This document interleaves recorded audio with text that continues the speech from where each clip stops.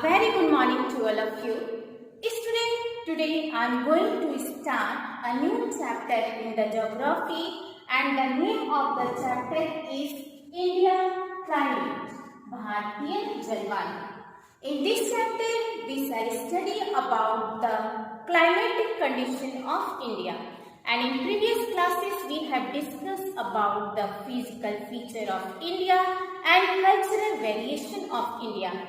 ये जो चैप्टर है भारतीय जलवायु यानी इंडिया क्लाइमेट, इसके पूर्व हमने जो कक्षाएं हैं उसमें भारतीय भौगोलिक परिवेश एवं भारत की सांस्कृतिक विषमताओं के विषय में अध्ययन किया, और आज हम भारतीय जलवायु पर जो है वो डिस्कस करेंगे कि भारत की जलवायु कैसे है। तो before the starting of this chapter we shall discuss about the two basic important term or fact. वो कौन कौन से टर्म है?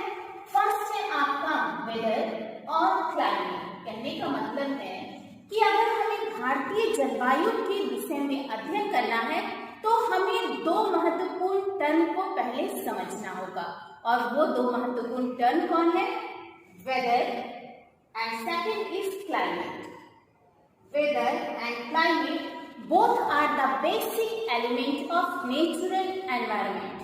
यानी ये जो दोनों टर्म है ये प्राकृतिक पर्यावरण के महत्वपूर्ण तत्व है, और बिना इनको जाने हम किसी स्थान की जलवायु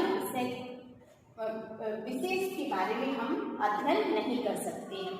अर्थात कहने का मतलब है कि ये जो दोनों महत्वपूर्ण तत्व हैं वो किसी स्थान की जलवायु के निर्धारण में इसके कंसेप्ट को समझना बहुत ही आवश्यक है। तो आइए सबसे पहले हम देखते हैं वेदर के विषय में कि वेदर क्या है। वेदर जो है सामान्यतः जो इसके लिए मौसम शब्द का प्रयोग होता है। It is an Arabic word. ये जो मौसम है ये क्या है? एक अरबी शब्द है। तो वेदर को अगर डिफाइन करना है तो आइए हम पढ़ते हैं कि वेदर होता क्या है।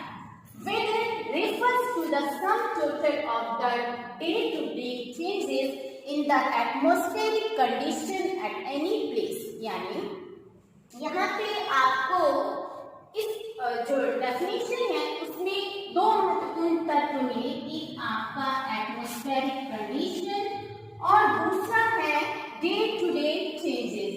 यानी अगर इसकी परिभाषा को समझना है या कंसेप्ट को, तो इसके दो महत्वपूर्ण पॉइंट हैं। कौन कौन से?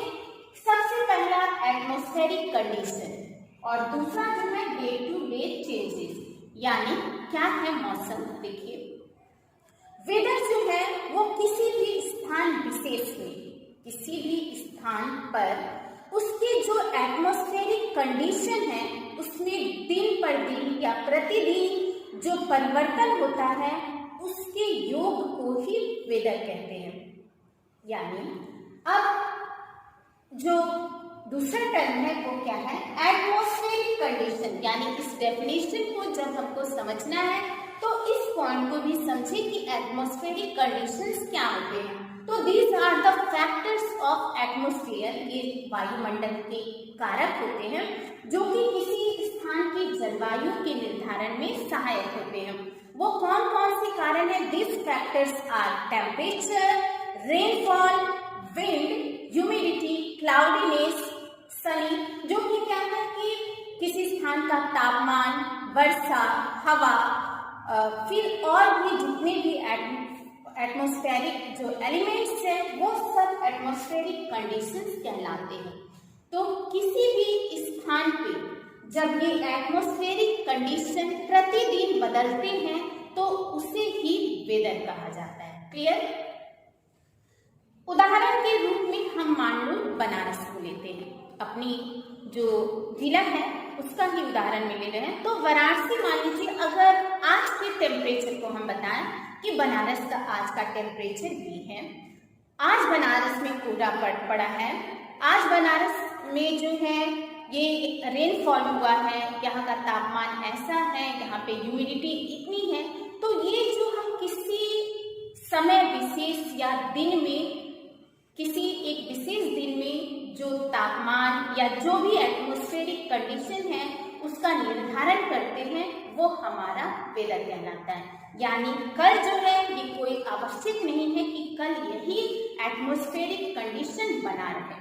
यानी वेदर जो है ये क्या है, इसमें हम क्या समझे कि इसमें एटमॉस्फेरिक कंडीशन जो है वो स्टैटिक नहीं होता है, यानी इसमें कोई भी स्थायित्व नहीं होता है। वेदर इज नेवर स्टैटिक, इसमें स्थायित्व नहीं होता है और ये प्रतिदिन बदलते रहता है। क्लियर? अब हम देखते हैं दूसरे टर्म को। दूसरा जो टर्म है वो क्या है, क्लाइमेट। क्लाइमेट, और क्लाइमेट के लिए हिंदी में जलवायु शब्द का प्रयोग होता है।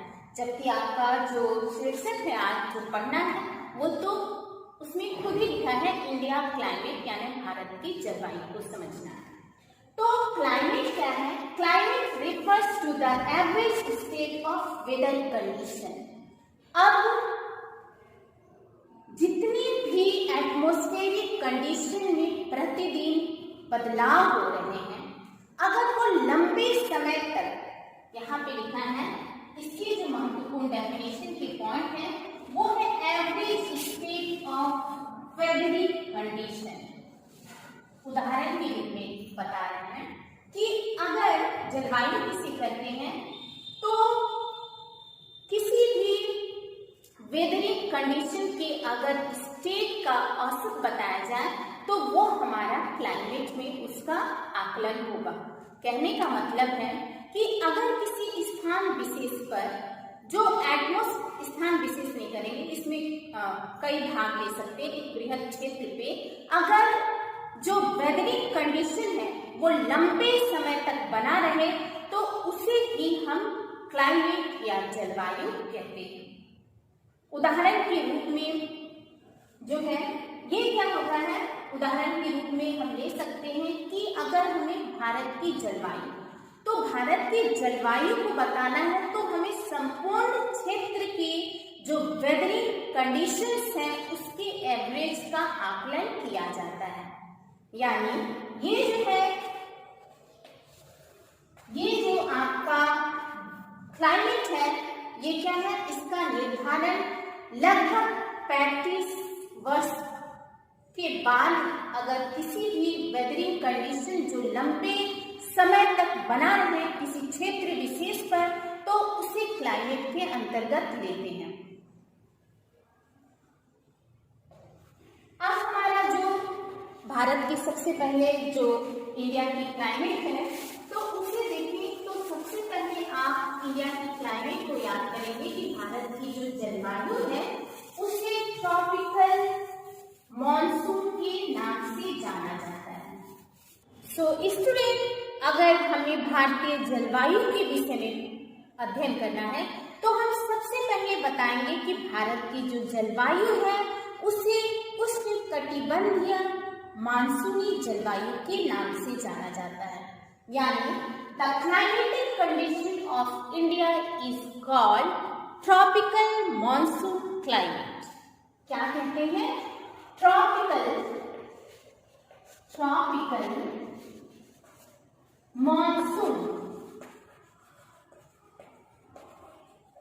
Tropical monsoon. और ये जो टर्म है इसमें दो वर्ड है, दो टर्म है, ट्रॉपिकल और मॉनसून। तो सबसे पहले हम ट्रॉपिकल जो है इसके कंसेप्ट को समझते हैं। ट्रॉपिकल, जिसके लिए हिंदी में उष्णकटिबंधीय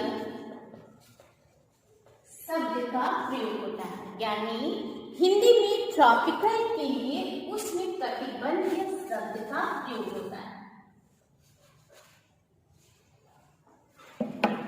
तो सबसे पहले ट्रॉपिकल को अगर हमें समझना है तो हमें पृथ्वी के महत्वपूर्ण अक्षांशों के विषय में जानना होगा।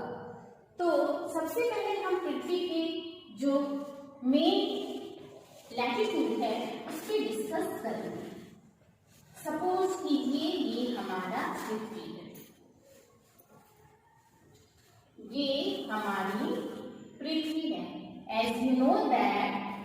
The shape of the earth is called geode. आप जानते हैं कि अर्थ is not exactly sphere. Its shape is called geode by geologists और geoscientists. जो भूवैज्ञानिकों ने पृथ्वी की आकृति को एक नाम दिया है जिसे जियोड या भू आव के नाम से जानते हैं, जिसका मतलब क्या हुआ कि earth is not exactly sphere, it flatted on the poles and blurs on the middles. यानी पृथ्वी जो है ये पूर्ण रूप से गोल नहीं है, स्फीयर नहीं है, ये क्या है, ये ध्रुवों पर कुछ दबी हुई है और मिडिल में कुछ उभरी हुई है।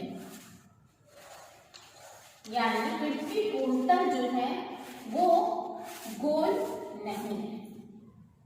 इसकी आकार को क्या नाम दिया गया है, जियोड, भू-आव। अब बात कर रहे थे हम लोग अक्षांश के बारे में, लैटिट्यूड। तो there are total 181 latitude on the अर्थ।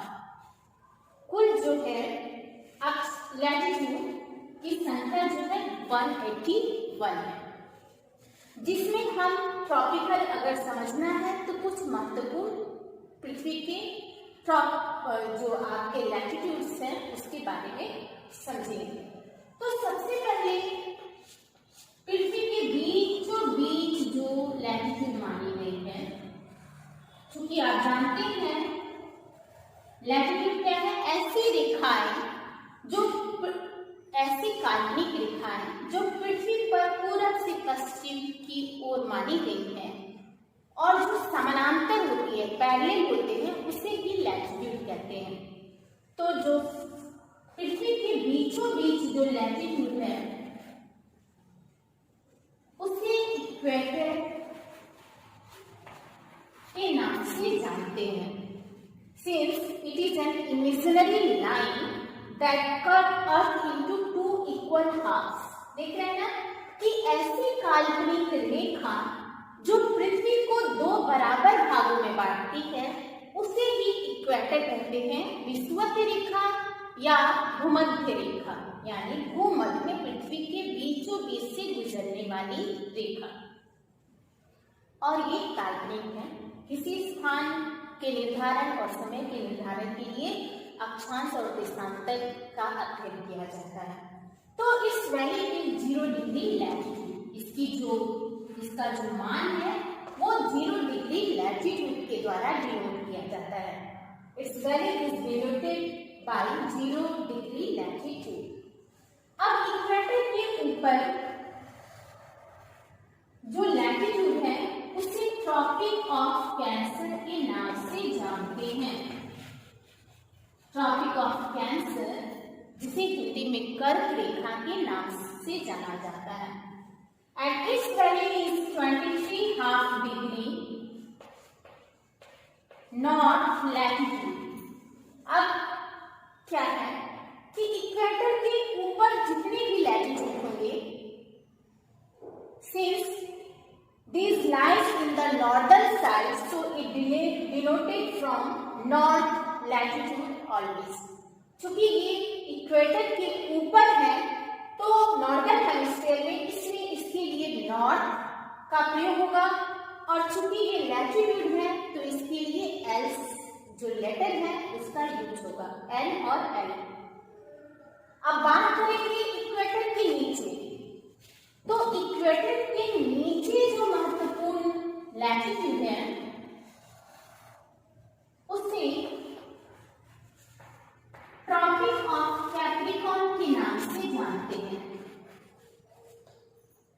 उसे ट्रॉपिक ऑफ कैप्रिकॉर्न यानी मकर रेखा के नाम से जानते हैं, and it's value is 23.5 degree south latitude because it lies in the southern hemisphere, so here S is denoted for it, and latitude जैसा कि आप जान रहे हैं कि ये अक्षांश रेखाएं हैं।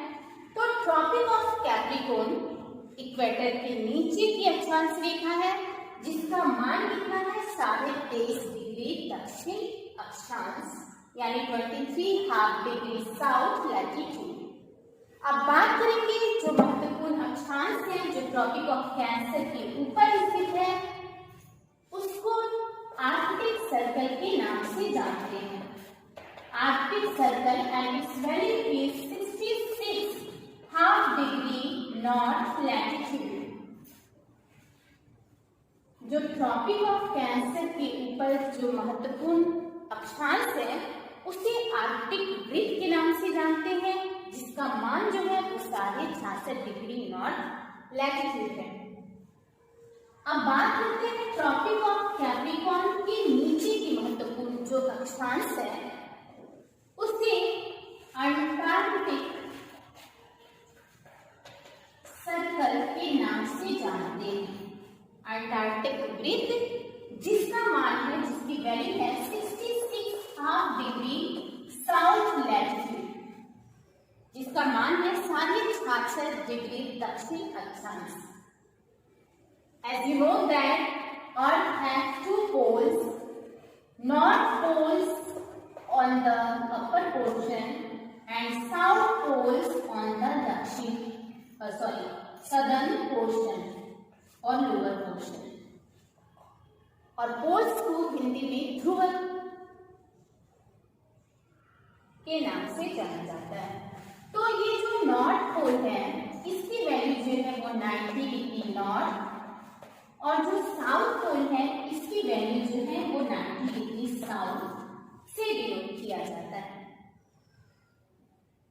चूंकि हम बात कर रहे हैं इंडिया की जलवायु के विषय में कि इंडिया की जो जलवायु है वो ट्रॉपिकल मॉनसून यानी उष्णकटिबंधीय मानसूनी जलवायु है जिसमें हम ट्रॉपिकल के कंसेप्ट को समझ रहे थे कि ट्रॉपिकल का जो वर्ड है वो क्यों यूज हुआ है भारत के जलवायु के सेंस में। तो as you know that Tropic of Cancer that passes through India in the middle, जो ये लाइन है ट्रॉपिक ऑफ कैंसर कर्क रेखा, ये भारत के बीचों बीच से होकर गुजरती है और ट्रॉपिक ऑफ कैंसर का मान कितना है 23 हाफ डिग्री नॉर्थ लैटिट्यूड। तो हम भारत की मैप को यहाँ पे ड्रॉ करेंगे और ट्रॉपिक ऑफ कैंसर को उसके बीच में डालेंगे। देखिए कैसे, सपोज ये हमारा भारत है,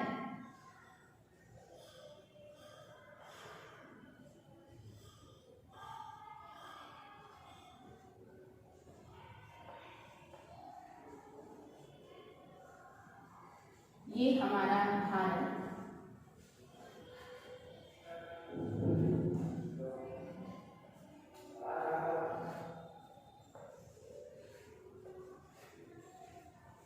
भारत है। आप जानते हैं कितने अक्षांश पे है, तो 8 डिग्री 4 नॉर्थ लैटिट्यूड। देख रहे हैं ये नॉर्दर्न हेमिस्फीयर में है यानी इक्वेटर के ऊपर है, तो 8 डिग्री 4 नॉर्थ लैटिट्यूड। ऊपरी पोर्शन 37 डिग्री 6 नॉर्थ लैटिट्यूड के बीच जो है ये भारत की स्थिति है। तो यहाँ पे हम देख रहे हैं, देखिए कि अभी हमने पढ़ा कि जैसे जैसे हम ऊंचाई पे जाते हैं तापमान जो है वो कम होता है।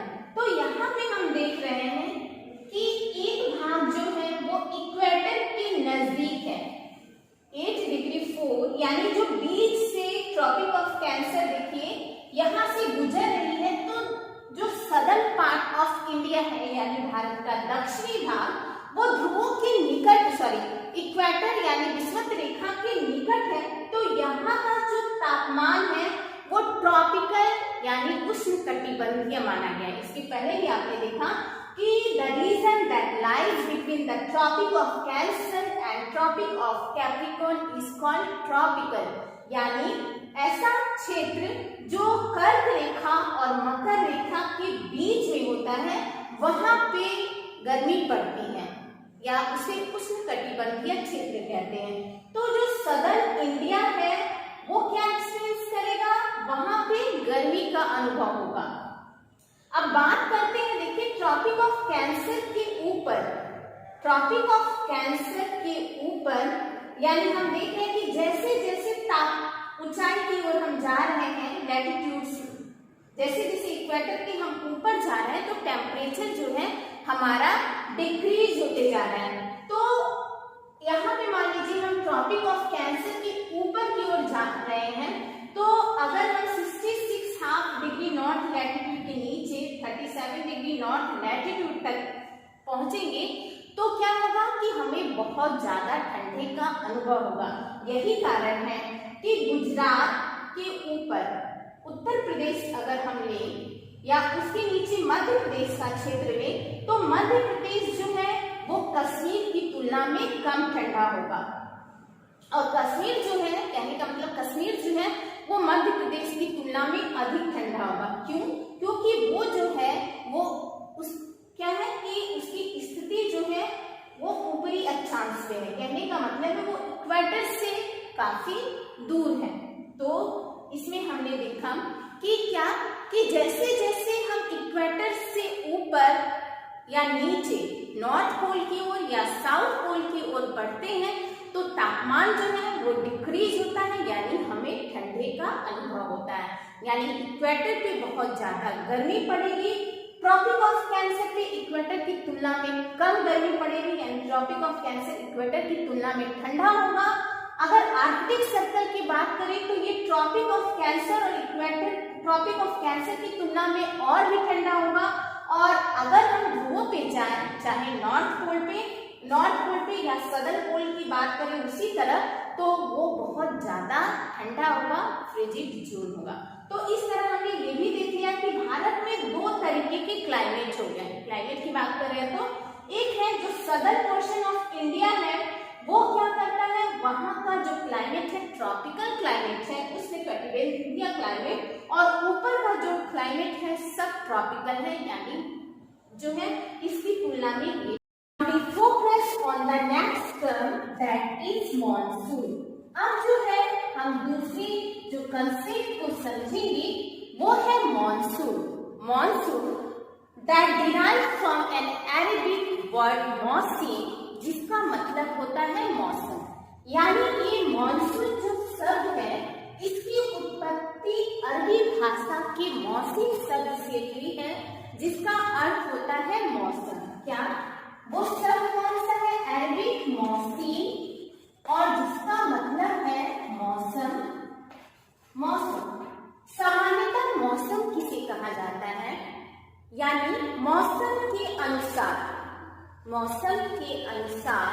जब हवाएं अपनी गति एवं दिशा बदलती है तो उसे ही मॉनसून कहा जाता है। That means when wind change their direction according to season is called monsoon. तो हमने देखा कि जो भारत की क्लाइमेटिक कंडीशन है उसमें दो टर्म आए थे, दो कंसेप्ट आए थे। First tropical and the second is monsoon. Tropical को हमने समझा कि tropical means the region that lies between the Tropic of Cancer to Tropic of Capricorn, यानी ऐसा क्षेत्र जो ट्रॉपिक ऑफ कैंसर यानी कर्क रेखा से लेके ट्रॉपिक ऑफ कैप्रिकॉर्न मकर रेखा के बीच में स्थित होती है, उस क्षेत्र विशेष को ट्रॉपिकल रीजन कहा जाता है, यानी उष्णकटिबंधीय क्षेत्र। और हमने मॉनसून को समझा। मॉनसून क्या है कि when wind blowing and change their direction according to season, और जो है मौसम जो अरबिक है तो उसे भी क्या कहा जाता है? मॉनसून। अब हम देखेंगे कि ये जो मॉनसून है इसका क्या इम्पोर्टेंस है इंडिया के क्लाइमेट में, यानी भारतीय जलवायु को ये मॉनसून किस तरह से प्रभावित करता है, तो इसको हम समझें। जो मॉनसून है इसका क्या इम्पोर्टेंस है इंडिया के क्लाइमेट में, यानी भारतीय जलवायु को ये मॉनसून किस तरह से प्रभावित करता है, तो इसको हम समझेंगे। तो हमारा जो टॉपिक है मॉनसून, ये क्या है कि अगर हम देखें तो भारत में ये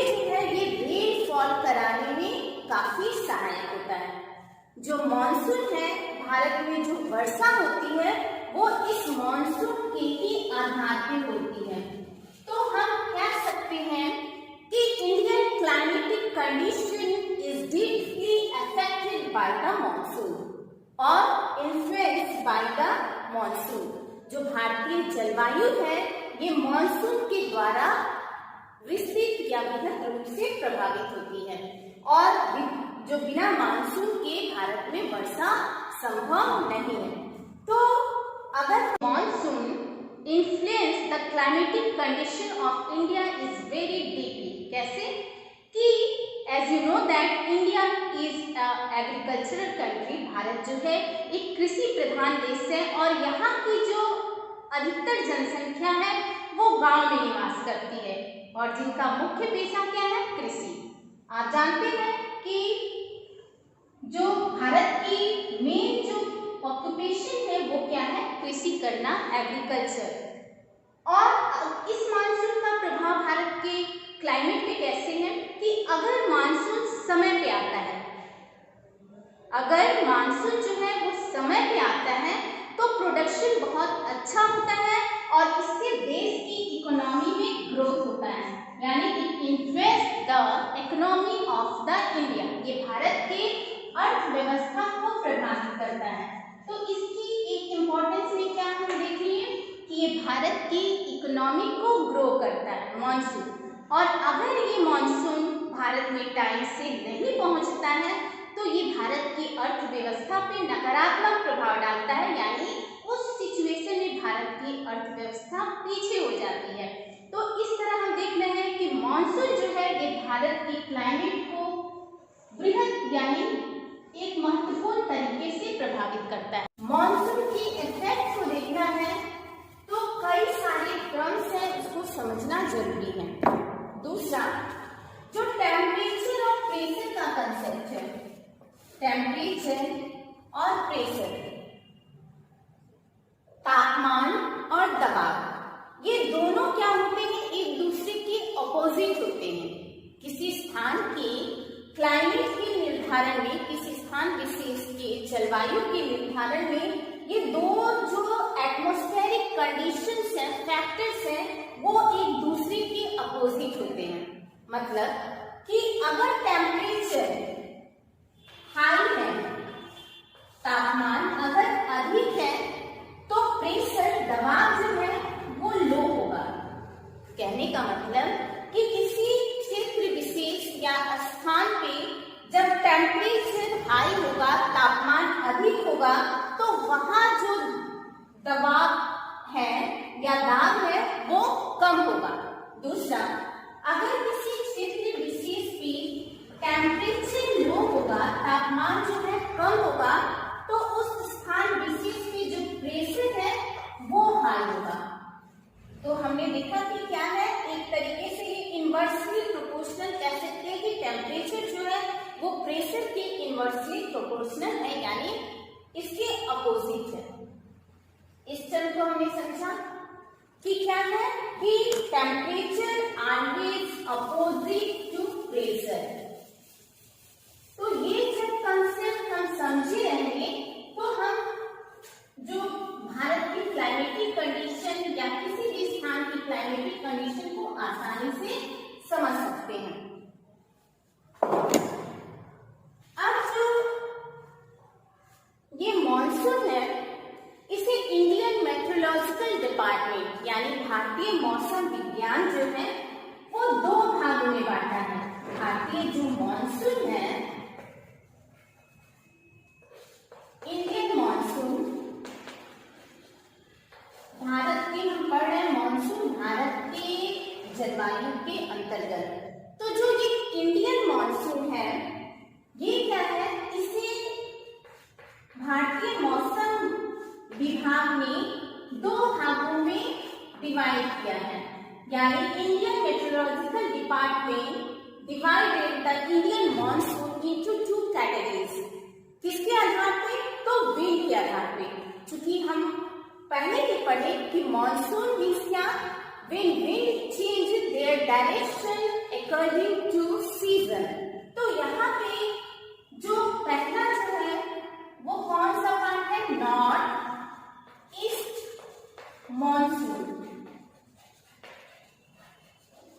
And second is south west monsoon.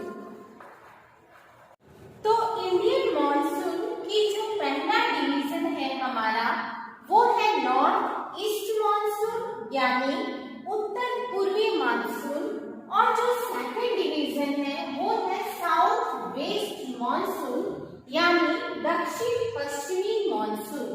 क्या है? Indian monsoon is divided into two categories on the basis of blowing of wind, north east monsoon and second south west monsoon यानी उत्तर पूर्वी मानसून और दक्षिण पश्चिमी monsoon. Students, now we will discuss the next topic, that is factor affecting the climate of any place. किसी स्थान के जलवायु को प्रभावित करने वाले कारकों के विषय में अब हम अध्ययन करेंगे कि कौन कौन से फैक्टर हैं जो किसी प्लेस के क्लाइमेट को इफेक्ट करते हैं। तो हम कुछ फैक्टर्स को देखेंगे। तो सबसे पहले पढ़ेंगे हम लैटिट्यूड, अक्षांश रेखाएं,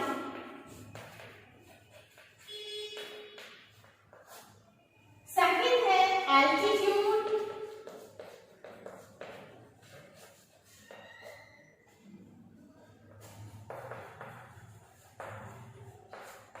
समुद्र तल से ऊंचाई,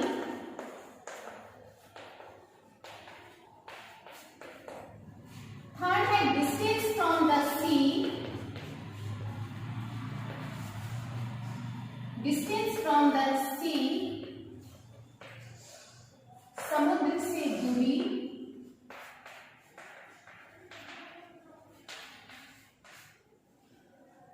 फोर्थ है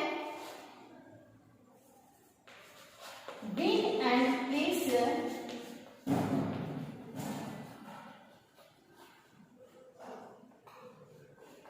हवा एवं दाब या दबाव, फिफ्थ है ओशियन करंट, ओशियन करंट समुद्री धाराएं,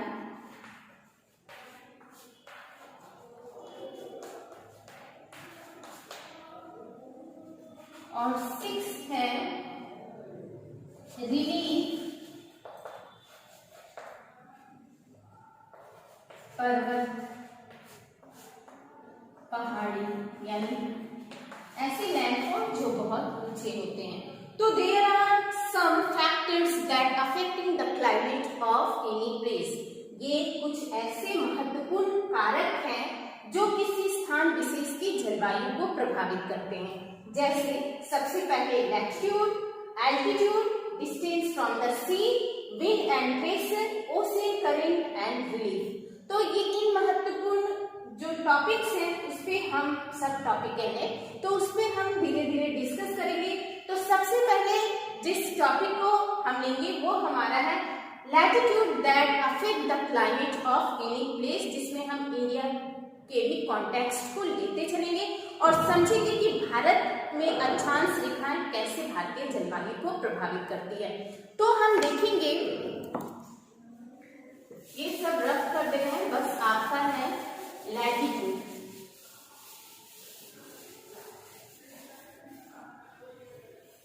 latitude that affect the climate of any place. कैसे?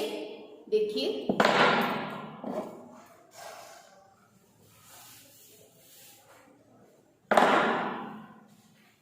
सपोज कीजिए आपने कब पढ़ा पहले, the shape of the earth is ध्रुव। हमारी पृथ्वी क्या है? हमारी पृथ्वी की आकृति पूर्णतः गोल नहीं है, ये ध्रुवों पे कुछ दबी हुई है और बीच में उभरी हुई है, जैसा कि आपने पहले पढ़ा। As you know that an imaginary line that passes the earth into middle and that the earth into two equal half is called equator। आपने पढ़ा कि पृथ्वी के बीचों बीच वो काल्पनिक रेखा जो पृथ्वी को दो बराबर भागों में बांटती है उसे इक्वेटर कहा जाता है, यानी विषुवत रेखा। ये इक्वेटर इस वैल्यू की 0 डिग्री लैटिट्यूड, जिसका मान जो है वो 0 डिग्री लैटिट्यूड माना गया है। आप जानते हैं कि इस काल्पनिक रेखा यानी इक्वेटर के ऊपर का पोर्शन नॉर्दर्न हेमिस्फीयर उत्तरी गोलार्ध और नीचे का पोर्शन सदर्न हेमिस्फीयर यानी दक्षिणी गोलार्ध के नाम से जाना जाता है। तो हम देखेंगे कि ये लैटिट्यूड है जिसका मान 0 डिग्री लैटिट्यूड है। तो हम डिस्कस कर रहे हैं कि कैसे लैटिट्यूड किसी स्थान के क्लाइमेट यानी जलवायु को प्रभावित करता है। तो जैसे जैसे लैटिट्यूड इक्वेटर के ऊपर की ओर हम जाएंगे, यानी इक्वेटर विषुवत रेखा या भूमध्य रेखा से जब हम ऊपर की ओर जाएंगे नॉर्थ पोल्स की ओर, तो टेम्परेचर डिक्रीज होगा। क्या होगा? जैसे जैसे हम ऊपर जाते हैं इक्वेटर से टेम्परेचर जो है वो डिक्रीज होते जाता है। डिक्रीज होना मतलब आपको पहले ही बताया कि टेम्परेचर डिक्रीज होना मतलब ठंडे का अनुभव होना। तो अगर मान ले कि इक्वेटर की वैल्यू 0 डिग्री लैटिट्यूड है तो ये बहुत ज्यादा, आप जानते हैं कि ये इक्वेटर पे सन की जो रेज है वो डायरेक्टली पड़ती है, इसलिए ये टॉरिड जोन है, यानी यहाँ पे बहुत ज्यादा गर्मी पड़ती है। लेकिन जैसे हम 0 डिग्री लैटिट्यूड के ऊपर सपोज करें 8 डिग्री लैटिट्यूड पे पहुंच गए तो वहां पे 0 डिग्री लैटिट्यूड से कम गर्मी पड़ेगी। फिर उससे ऊपर गए 20 डिग्री नॉर्थ लैटिट्यूड, तो वहां पे 8 डिग्री नॉर्थ लैटिट्यूड से कम जो है वो गर्मी पड़ेगी। कहने का मतलब है कि जैसे जैसे इक्वेटर से हम ऊपर की ओर जाते हैं टेम्परेचर जो है वो डिक्रीज होते जाता है, तापमान घटने लगता है, जिसके कारण ठंडे का अनुभव होता है। और यही कारण है कि इक्वेटर से दूर जो नॉर्थ पोल्स है वो बहुत ज्यादा ठंडा रहता है। तो लैटिट्यूड हम देख रहे हैं कि लैटिट्यूड अफेक्ट होता है। रीजंस दूसरे भी हैं कि यहाँ पे सन की रेज जो है बहुत कम पड़ती है या पड़ती ही नहीं है, तो वो भी रीजन है ये फ्रीजिंग जोन। लेकिन हम लैटिट्यूड को लेके चले तो देखेंगे कि जैसे जैसे लैटिट्यूड से ऊपर की ओर हम जा रहे हैं तो तापमान घट रहा है। ठीक उसी तरह जब इक्वेटर से लैटिट्यूड में इक्वेटर से जब हम नीचे की ओर साउथ पोल्स की तरफ जा रहे हैं तब भी हमारा टेम्परेचर जो है वो डिक्रीज होता है, यानी जैसे जैसे नीचे जाएंगे तापमान घटते जाएगा, यानी ठंडी का अनुभव होगा। कहने का मतलब है कि इक्वेटर से ऊपर और नीचे ध्रुवों की ओर जाने पे तापमान कम होता है और ठंडे का अनुभव होता है। अगर आप भारतीय कॉन्टेक्स्ट में देखें तो as you know that the latitude of India is 8 degree 4 north latitude to 37 degree 6 north latitude. आपको पता है कि भारत का जो दक्षिणी भाग का अक्षांश है, देख लीजिए, अगर हम आपने इसके पहले पढ़ा कुछ प्रमुख लैटिट्यूड्स के नाम पढ़ा, जिसमें आपने पढ़ा इक्वेटर के ऊपर जो प्रमुख लैटिट्यूड है वो है tropic of cancer. Its value is 23.5 degree north latitude.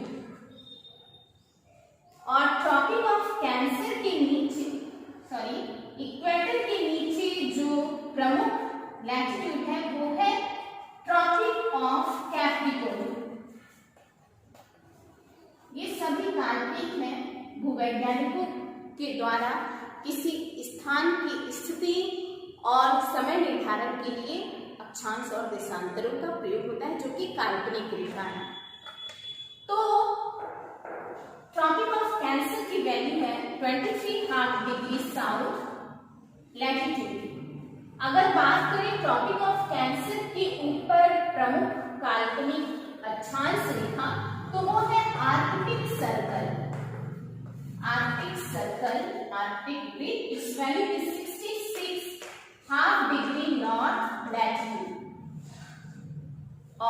नीचे की ओर देखें सदर्न हेमिस्फीयर में, ट्रॉपिक ऑफ कैंसर के नीचे जो प्रमुख काल्पनिक रेखा यानी अक्षांश है वो है Antarctic circle. Antarctic circle and it's value is 66.5 degree south latitude. As you know that Earth has two poles, North Pole, South Pole. North Pole 90 degree और यहाँ साउथ पोल 90 डिग्री। ये लैटिट्यूड नहीं है, ये पोल्स हैं। तो भारत को चूंकि हम पढ़ा है तो हमने इसके पहले भी देखा, जिसमें आपने देखा कि जो ट्रॉपिक ऑफ कैंसर है वो भारत के बीचों बीच से होकर गुजरती है और ट्रॉपिक ऑफ कैंसर का मान कितना है 23.5 डिग्री नॉर्थ लैटिट्यूड। तो हम भारत की मैप को यहाँ पे ड्रॉ करेंगे और ट्रॉपिक ऑफ कैंसर को उसके बीच में डालेंगे। देखिए कैसे, सपोज ये हमारा भारत है,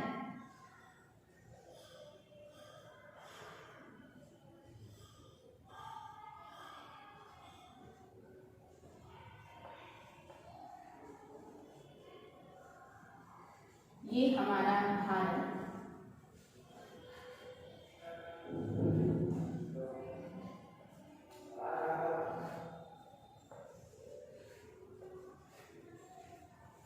भारत है।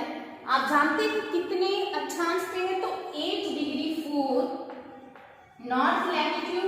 देख रहे हैं ये नॉर्दर्न हेमिस्फीयर में है यानी इक्वेटर के ऊपर है, तो 8 डिग्री 4 नॉर्थ लैटिट्यूड। ऊपरी पोर्शन 37 डिग्री 6 नॉर्थ लैटिट्यूड के बीच जो है ये भारत की स्थिति है। तो यहाँ पे हम देख रहे हैं, देखिए कि अभी हमने पढ़ा कि जैसे जैसे हम ऊंचाई पे जाते हैं तापमान जो है वो कम होता है। तो यहाँ पे हम देख रहे हैं कि एक भाग जो है वो इक्वेटर के नजदीक है, 8 डिग्री 4 यानी जो बीच से ट्रॉपिक ऑफ कैंसर देखिए यहाँ से गुजर रही है। तो जो सदर्न पार्ट ऑफ इंडिया है यानी भारत का दक्षिणी भाग वो ध्रुवों के निकट, इक्वेटर यानी विषुवत रेखा के निकट है। तो यहाँ का जो तापमान है वो ट्रॉपिकल यानी उष्णकटिबंधीय माना गया है। इसके पहले ही आपने देखा कि the region that lies between the Tropic of Cancer and Tropic of Capricorn is called tropical, यानी ऐसा क्षेत्र जो कर्क रेखा और मकर रेखा के बीच में होता है वहां पे गर्मी पड़ती है या उसे उष्णकटिबंधीय क्षेत्र कहते हैं। तो जो सदर्न इंडिया है वो क्या एक्सपीरियंस करेगा, वहां पे गर्मी का अनुभव होगा। अब बात करते हैं, देखिए ट्रॉपिक ऑफ कैंसर के ऊपर, ट्रॉपिक ऑफ कैंसर के ऊपर यानी हम देख रहे हैं कि जैसे जैसे ऊंचाई की ओर हम जा रहे हैं लैटिट्यूड से, जैसे जैसे इक्वेटर के हम ऊपर जा रहे हैं तो टेम्परेचर जो है हमारा डिक्रीज होते जा रहा है। तो यहाँ पे मान लीजिए हम ट्रॉपिक ऑफ कैंसर के ऊपर की ओर जा रहे हैं, तो अगर हम 66.5 डिग्री नॉर्थ लैटिट्यूड के नीचे 37 डिग्री नॉर्थ लैटिट्यूड तक पहुंचेंगे तो क्या होगा कि हमें बहुत ज्यादा ठंडे का अनुभव होगा। यही कारण है कि गुजरात के ऊपर उत्तर प्रदेश अगर हम लें या उसके नीचे मध्य प्रदेश का क्षेत्र में, तो मध्य प्रदेश जो है वो कश्मीर की तुलना में कम ठंडा होगा। और कश्मीर जो है, कहने का मतलब कश्मीर जो है वो मध्य प्रदेश की तुलना में अधिक ठंडा होगा। क्यों? क्योंकि वो जो है वो उस क्या है कि उसकी स्थिति जो है वो ऊपरी अक्षांश पे है, कहने का मतलब है वो इक्वेटर से काफी दूर है। तो इसमें हमने देखा कि क्या कि जैसे जैसे हम इक्वेटर से ऊपर या नीचे नॉर्थ पोल की ओर या साउथ पोल की ओर बढ़ते हैं तो तापमान जो है वो डिक्रीज होता है, यानी हमें ठंडे का अनुभव होता है। यानी इक्वेटर पे बहुत ज्यादा गर्मी पड़ेगी, ट्रॉपिक ऑफ कैंसर पे इक्वेटर की तुलना में कम गर्मी पड़ेगी, यानी ट्रॉपिक ऑफ कैंसर इक्वेटर की तुलना में ठंडा होगा। अगर आर्कटिक सर्कल की बात करें तो ये ट्रॉपिक ऑफ कैंसर और इक्वेटर ट्रॉपिक ऑफ कैंसर की तुलना में और भी ठंडा होगा। और अगर हम ध्रुवों पे जाएं, चाहे नॉर्थ पोल पे या सदर्न पोल की बात करें उसी तरह, तो वो बहुत ज्यादा ठंडा होगा, फ्रिजिड जोन होगा। तो इस तरह हमने ये भी देख लिया कि भारत में दो तरीके के क्लाइमेट हो गए। क्लाइमेट की बात करें तो एक है जो सदर्न पोर्शन ऑफ इंडिया है, वो क्या करता है, वहां का जो क्लाइमेट है ट्रॉपिकल क्लाइमेट है, उष्णकटिबंधीय क्लाइमेट, और ऊपर का जो क्लाइमेट है सब ट्रॉपिकल है, यानी जो है इसकी तुलना में ये ठंडा क्षेत्र है। अब जो हमारा दूसरा टॉपिक है वो क्या है, the factor that influencing the climate in which we shall study about the altitude. अब क्या पढ़ेंगे कि एल्टीट्यूड कैसे किसी स्थान के जलवायु को प्रभावित करते हैं। एल्टीट्यूड, अब ये एल्टीट्यूड क्या होता है, एल्टीट्यूड मीन्स समुद्र तल से किसी स्थान की ऊंचाई, यानी समुद्र किसी स्थान की लोकेशन या स्थिति कितने ऊंचाई पर है समुद्र तल से, तो उसका निर्धारण हम एल्टीट्यूड के द्वारा करते हैं। तो किसी स्थान की जलवायु को एल्टीट्यूड महत्वपूर्ण रूप से प्रभावित करती है, उसको हम देखते हैं कैसे। सपोज कीजिए भारत के कॉन्टेक्स्ट में हम समझ रहे हैं कि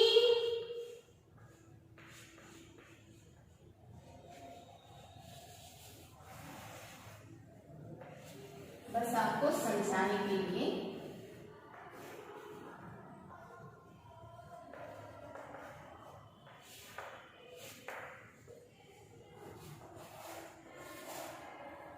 सपोज कीजिए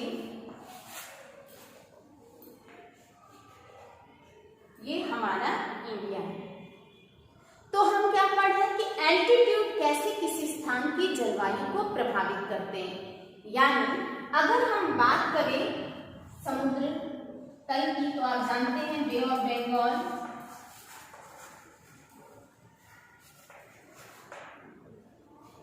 Indian ocean, sorry Arabian sea, Indian ocean,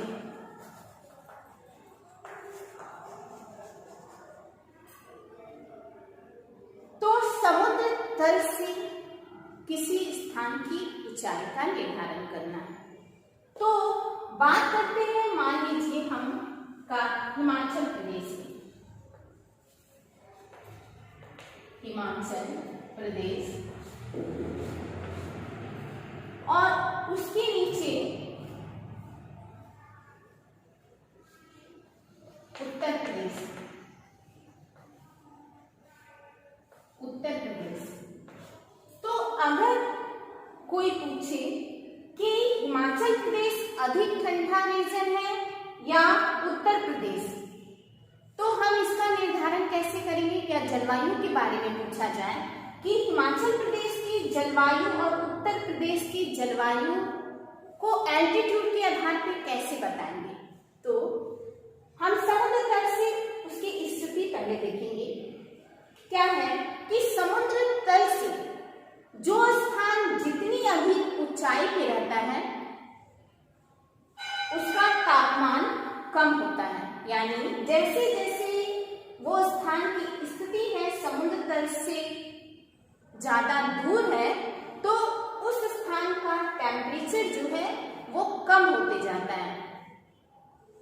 अगर बात करें तो यहाँ पे स्थिति हम देख रहे हैं उत्तर प्रदेश की, तो उत्तर प्रदेश अगर हिंद महासागर को ही मान ले, तो उत्तर प्रदेश क्या है, इस ओशन से हिमाचल प्रदेश की तुलना में नजदीक है। तो उत्तर प्रदेश की जो जलवायु होगी वो हिमाचल प्रदेश की तुलना में कम ठंडी होगी। यानी कहने का अर्थ है कि जो स्थान समुद्र तल से अधिक ऊंचाई पे हो उसका तापमान जो है वो कम होता है। समझ में आया। तो अगर यहाँ पे और भी मध्य प्रदेश मान लें, मध्य प्रदेश, तो मध्य प्रदेश जो है चूंकि ये जो है यहाँ पे भी देख रहे हैं ये हिमाचल प्रदेश से नीचे है, और यहाँ से अगर समुद्र तल से देखिए तो मध्य प्रदेश हिमाचल प्रदेश की तुलना में नजदीक है। तो हिमाचल प्रदेश और अगर मध्य प्रदेश में पूछा जाए तो हम बोलेंगे कि हिमाचल प्रदेश ज्यादा ठंडा है किसकी तुलना में, मध्य प्रदेश की तुलना में। क्यों? क्योंकि वो काफी, उसका जो एल्टीट्यूड है वो काफी ऊंचाई पे है, वो समुद्र तल से काफी दूर है। यानी कहने का मतलब वह स्थान जो समुद्र तल से दूर होता है उसका तापमान है कम होता है। अब हमने एल्टीट्यूड देखा, जो नेक्स्ट पॉइंट है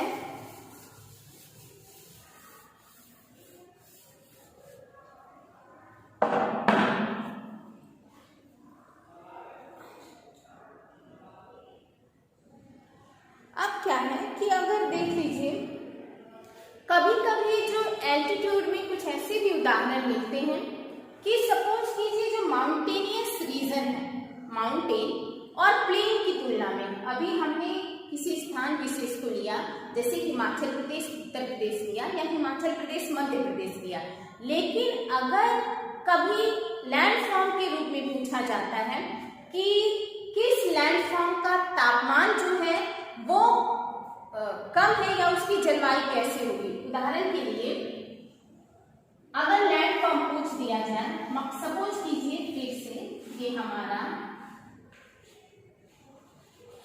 भारत है,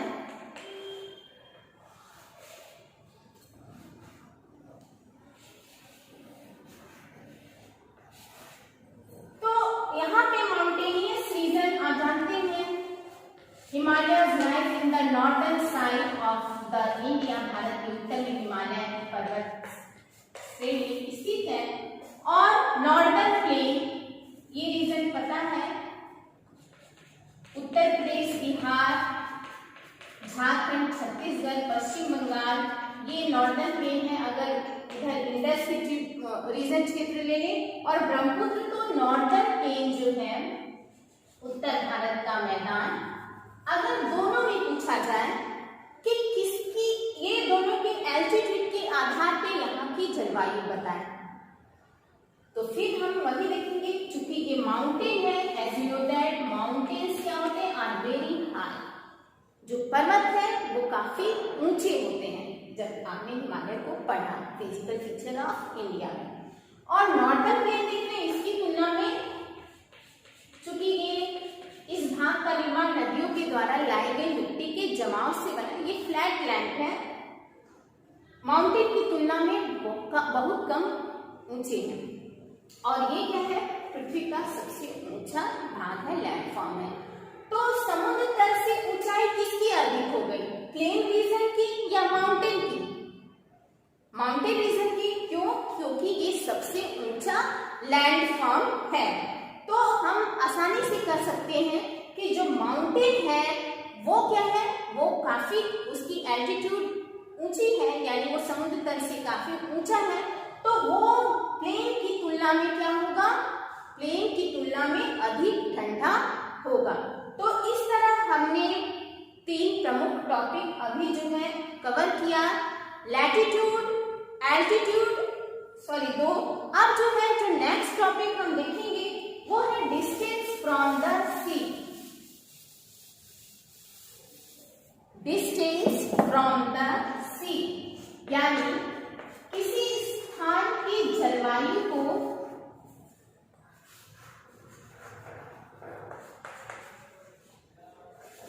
इस आधार पे कैसे जान सकते हैं, यानी समुद्र से दूरी के आधार पे किसी स्थान की जलवायु का निर्धारण कैसे कर सकते हैं।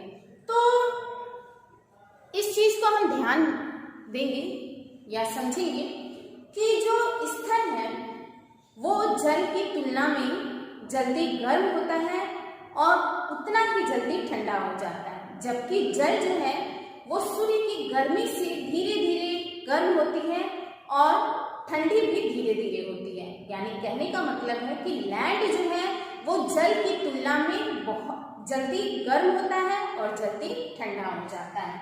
तो बात कर रहे हैं हम डिस्टेंस फ्रॉम द सी की।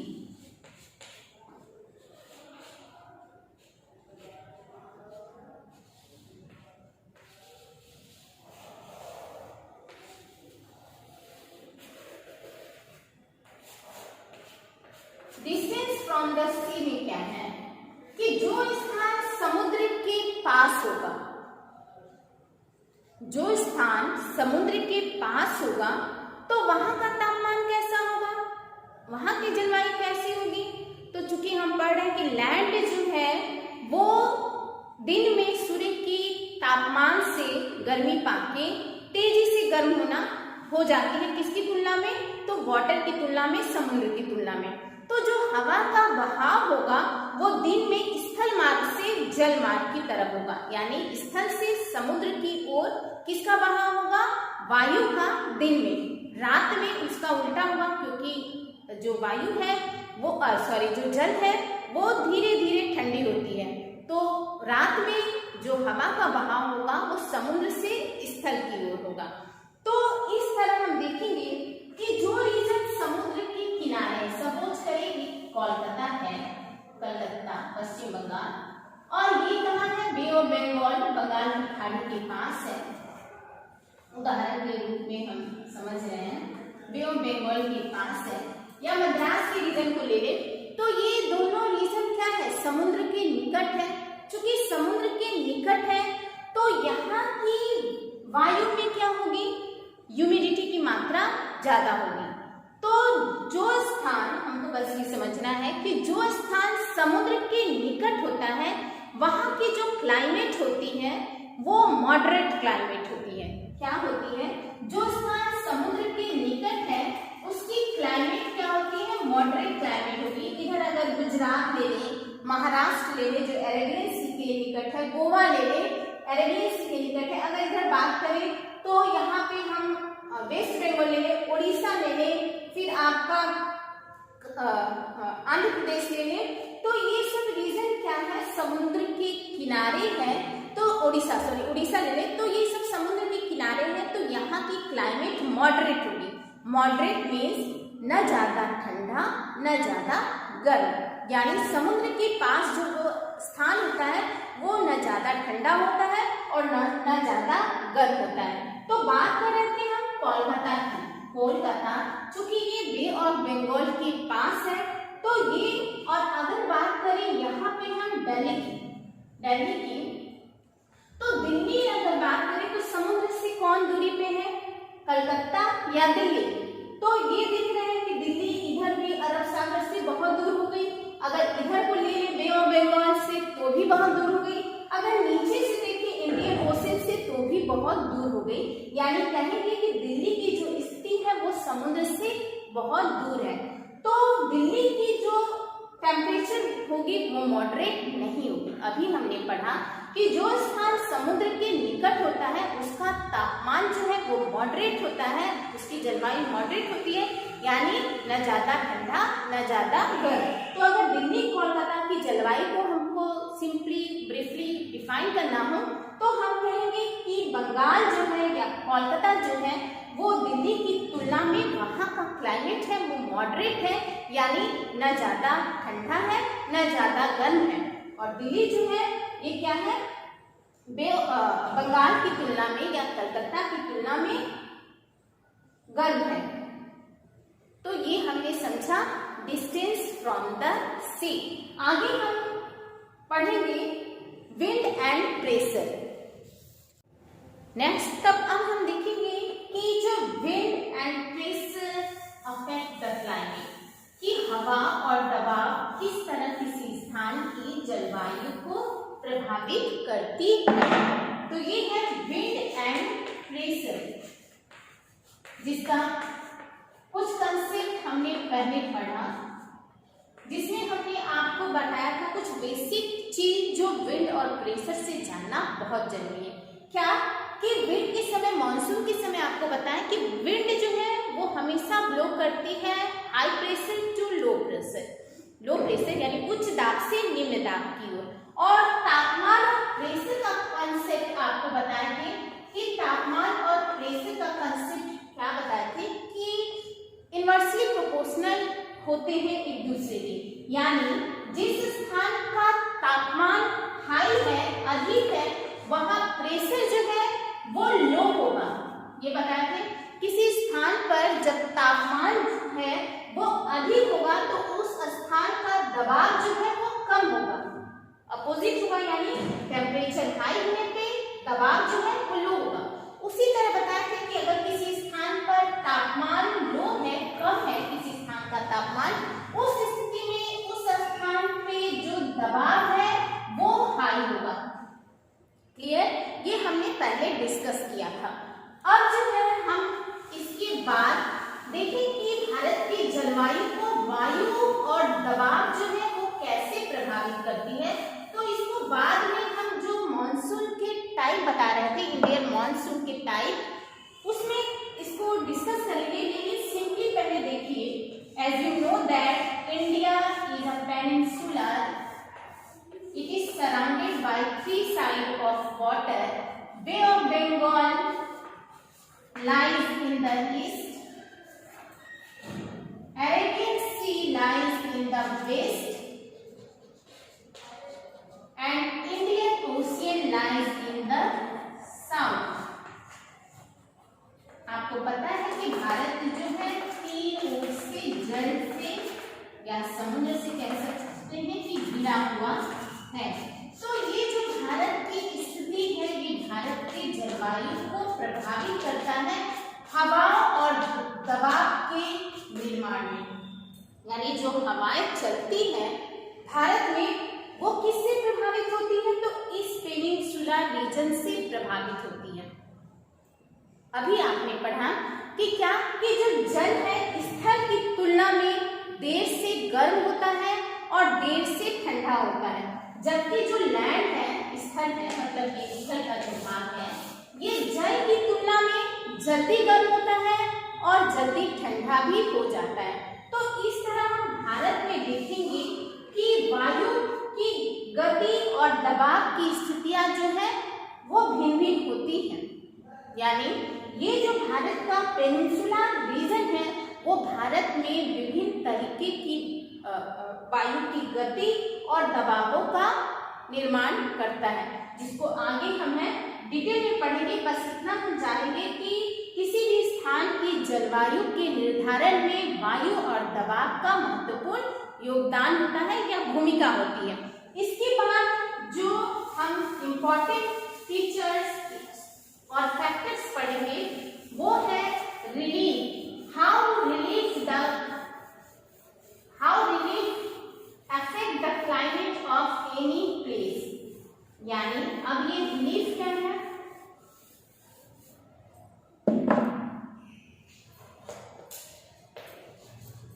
Relief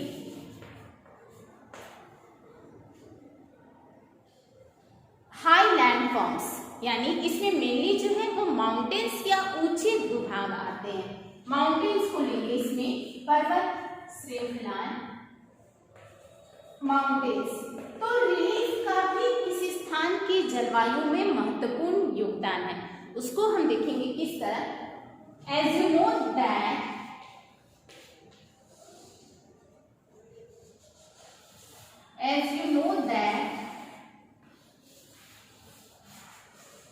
Himalaya lies in the northern part of India. Bharat जो है वो क्या है कि भारत जो है हिमालय जो है ये भारत के उत्तर दिशा में स्थित है। आपने पहले पढ़ा, कई बार पढ़ा कि अगर हिमालय की स्थिति पूछा जाए तो तुरंत बताएंगे it lies in the northern side of the India. ये भारत के उत्तर में स्थित है और इसकी जो हाइट है, ऊंचाई है, ये लगभग जो है 6000 मीटर है। तो इसकी ऊंचाई जो है क्या है? लगभग 6000 मीटर है। तो हम देख रहे हैं कि कैसे पर्वत किसी स्थान की जलवायु को प्रभावित करेगा। तो क्या है, अगर सपोज कीजिए ये हिमालय नहीं रहता यहाँ पे, इसको हम हिमालय के फीचर्स में भी देख सकते हैं कि हिमालय की क्या विशेषता है हमारे देश में, या हिमालय हमारे लिए किस लिए उपयोगी है। साथ में हम देखेंगे कि हिमालय किसी स्थान की भारत की जलवायु को किस तरह प्रभावित करेगा।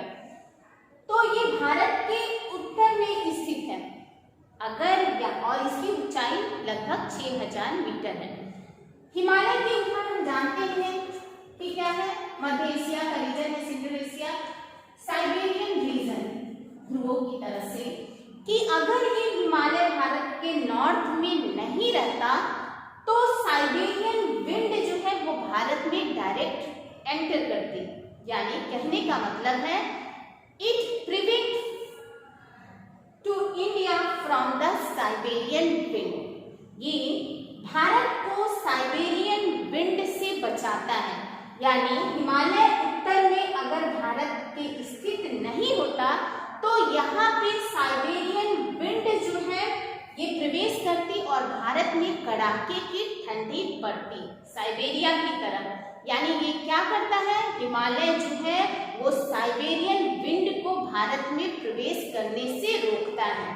तो हमने देखा कि किस तरह जो रिलीफ है हिमालयन माउंटेन है ये भारत के क्लाइमेट को इफेक्ट कर रहा है। यानी ये विंड के ठंडी विंड के एंटर को भारत में रोक रहा है। दूसरा हम क्या देखेंगे, आप चूंकि जानते हैं कि विंड ही किसी स्थान में वर्षा कराने में सहायक होती है, विंड प्रेशर। तो यहाँ पे हम देखेंगे कि bay of Bengal, Arabian sea, Indian ocean, तो जो हवाएं इन सागरों से उठ रही हैं यहाँ से, अगर हिमालय कम ऊंचा रहता तो ये हवाएं जो है ये पास कर जाती, बाहर चली जाती हिमालय के उधर। तो क्या होता है कि ये जो हवाएं हैं सागरों से उठती हैं, उन हवाओं को हिमालय रोकता है, या वो हवाएं जो है वो हिमालय पर्वत से टकराती है, जिसके फलस्वरूप भारत में वर्षा होता है। यानी हमने दो महत्वपूर्ण हिमालय की स्थिति को देखा कि किस तरह भारत की जलवायु को प्रभावित करती है। सबसे पहले देखा कि हिमालय अगर नहीं रहता तो ये क्या है, it act as a natural wall from India. ये भारत के लिए क्या करता है, एक नेचुरल प्राकृतिक दीवार के रूप में काम करता है। It prevent to the India from Siberian wind. ये भारत को साइबेरियन से आने वाली हवाओं से बचाता है। यानी अगर हिमालय न होता तो भारत में कड़ाके की ठंडी पड़ती। दूसरा हमने देखा कि ओशन से उठने वाली हवाओं जो है ये हिमालय से टकराती है, जिसके फलस्वरूप भारत में वर्षा होता है। तो हमने इस तरह देखा कि रिलीफ जो है ये भी किसी स्थान की जलवायु में सहायक होता है। और ऐसे भी आपने जो किसी स्थान की जलवायु में रिलीफ जो है माउंटेन्स वो सहायक होते हैं। अगर राजस्थान में आप पढ़े होंगे कि जो राजस्थान का क्षेत्र है यहाँ पे अरावली हिल्स के बारे में पढ़े।